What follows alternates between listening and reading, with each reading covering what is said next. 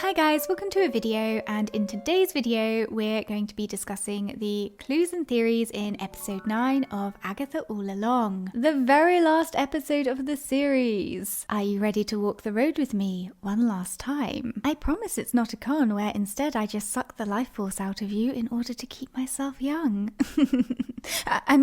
Now let us dive in to episode 9. So the episode opens on a shot of the forest, and this is significant because not only is greenery a huge theme throughout this episode, but it's a theme which is connected to Rio, who is the original Green Witch and represents the life cycle. So all of the greenery and nature visuals in this episode are symbolic of Rio and give us clues about her character and connection to both Agatha and Nikki. When Rio arrives during Agatha's labour, she is holding a flower. Now, Daniel Ceylon, the costume designer, has described this flower as a fantasy flower and as a death flower, but also mentioned it is, and I quote, reserved for the moments when Lady Death offers you a beautiful orchid and a one-way trip across the river Styx. And you can see the influence of orchids in the design. Interestingly, orchids are often used to symbolise eternal love and to express sympathy and support after the death of a loved one, which is significant in this scene and highlights the depth of love Rio has for Agatha. Alongside this, orchids can symbolise fertility, and similar to the other flowers Rio has been seen holding, the death flower looks as though it has a very pronounced stamen, which is significant because stamen are the reproductive parts of a flower which produce pollen grains in order to fertilise other plants. So if I'm correct, these pronounced stamen are potentially a visual clue linking Rio to reproduction, and more specifically with Agatha's pregnancy, which is implied stems from nature rather than magic or male encounters. This theory is also reinforced through the dandelion seed theme, which we discussed in the breakdown of episode 8. Rio's costume is green, which not only complements the prominent nature theme and visuals, but reinforces that she herself is nature. The colour green, especially in Wicca, is also the colour of growth and fertility, which is again relevant here in terms of her potential connection to Nikki. Throughout the episode, we see that for the most part, Nikki is raised in nature. He spends a lot of his time outside with Agatha, and they even sleep outside too. So it's as though Agatha is raising Nikki alongside or close to Rio. And the way that they treat nature as a home of sorts connects to the scene where Nikki tells the witch in the tavern, "My mother needs me home," and proceeds to run outside into nature. It's implied here, especially from Agatha's panicked reaction, that Nikki may be referring to Rio when he says this line, since alongside the connections between Nikki and Rio we have already discussed, Rio as death quite literally takes him away to a new home of sorts that night. And interestingly, we can see that Nikki is also wearing a green cap and scarf in this scene too, which is a visual implication that creates a further connection between the two of them. This theme of green is also observable on the witch who approaches Nikki with her green ribbon, and Agatha who has a green trimming on her hat. All of the glass bottles in the tavern are also green, and interestingly, it looks to me as though these specific bottles were positioned so as to resemble a plant. The scene where Rio comes to collect Nikki is also full of implications about their connection. Firstly, it feels as though the two are familiar with each other, since Nikki seems to immediately recognise Rio and go willingly with her without question. And this notion of familiarity between the two is somewhat reinforced by the costume designer Daniel Ceylon, who shared that he pitched the idea to Jack that Lady Death appears in whatever form the dead would recognise, implying that Nikki was familiar with Rio in this form. And when Rio gestures for Nikki to kiss Agatha, he understands exactly what she means, and he gives Agatha one kiss from him and one kiss from Rio. And this familiarity and understanding, alongside the hand-holding as they walk off, suggests an intimacy and deeper bond between the two of them, one that has supposedly developed outside of what we were shown in this episode. As a side note, this scene where Nikki is taken in his sleep adds further significance to the scene in episode 4 where Agatha is panicked about losing Billy to death. and explains why she watches over him in his sleep when he is recovering from being wounded. Other nature-themed connections in this episode include the scene where Nikki is sitting on a log, which looks as though it is covered in mushrooms, and if this is correct, due to mushrooms being a signifier of death, this is a visual clue of his associations with death. And oh boy, does this show love using mushrooms to hint at death. The art department are obsessed with mushrooms. If mushrooms have 0 fans, the art department are dead, and they will symbolize this with mushrooms. We see Nikki holding a dandelion in one scene, and in another, Agatha holding a dandelion whilst Nikki blows the seeds away. And we've already discussed the significance of the dandelion in relation to Nikki in the breakdown for episode 8. But for those who haven't seen that breakdown, to be succinct, the dandelion is symbolic of Nikki's nature origins and Agatha being able to reproduce asexually. We see Agatha is holding a bunch of daisies and looking at them thoughtfully before presumably looking over at Nikki. And since daisies represent death, first loves and motherhood, not to mention Rio's general associations with flowers, it signifies Agatha is thinking about Rio. This is further reinforced by the fact that there is purple and green foliage bunched up with the daisies, since the colour purple represents Agatha and the colour green represents Rio. This is a very romantic bouquet. And speaking of plants related to Rio, outside the back of Agatha's home, she has what looks to be a spinach tree, which is a shrub that is believed to have originated in southeastern Mexico. And this has a connection to Santa Muerte, I do apologise for my pronunciation, who is the Holy Lady of Death,